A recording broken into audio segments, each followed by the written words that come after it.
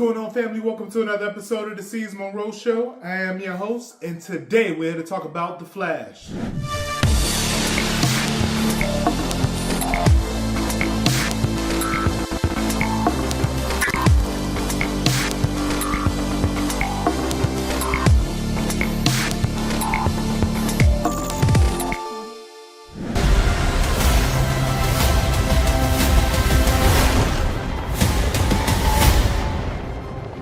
Barry, what are you doing? Our kids are gonna want to see this. Now, going into this movie, I was very excited. It's been getting a lot of praise right now on Rotten Tomatoes. It's about 72, 73. And I went in with that mindset of, this is going to be a good movie. And honestly, I didn't get that out of this film. Reason being, it felt like the movie dragged a lot. It was 2.5 hours. It's trying to explain the multiverse in the DCEU verse. You get what I'm saying here. In explaining that, again, it's something new to DC fans, so they're not going to understand what's really even going on. As far as Flashpoint, this is a part of that, and I get where they were trying to go with it. It didn't work out well. Like, some things look good on paper, and then once you start blurting it out your mouth, it just doesn't roll out well, if that makes sense, right? This film left you more confused than anything. It never explained what Flashpoint was. There's a point in time where he's in the Speed Force and they kicked him out of the Speed Force because he's not supposed to go back in time, so on and so forth. But that was one of the things that left you wondering, like, what the hell is going on? They don't explain these things enough for the average fan.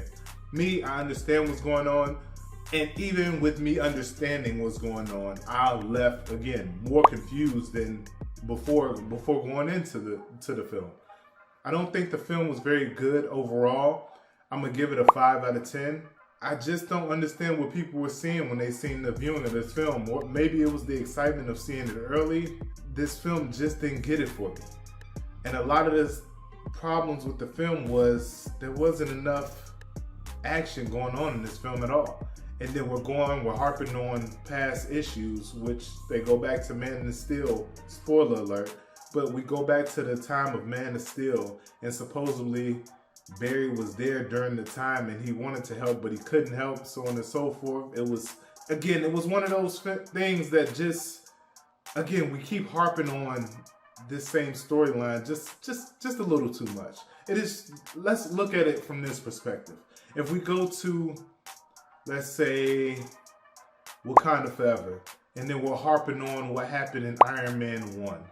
You get what I'm saying? It doesn't really work out very well. Now, you could put little innuendos and nuances into the film, explaining what happened in part 1 of Iron Man, but at the time, it doesn't seem very well. It doesn't, and it's not going to get well received because, again, we're what, 10 years removed from Man of Steel? And not to mention, that was a film that a lot of people didn't like. Go look at the Rotten Tomatoes score on that film.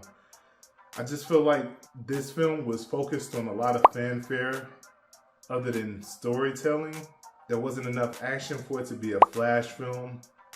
And the storytelling in the film wasn't good enough to keep me interested. So again, I'm gonna give this film a 5 out of 10. Let me know if you guys are going to see it. Have you seen it yet? Go ahead and leave it in the comments. Don't forget to like, share, and subscribe. I appreciate you guys for tuning in. And don't forget to hit that notification bell. I'll see you next time. Peace.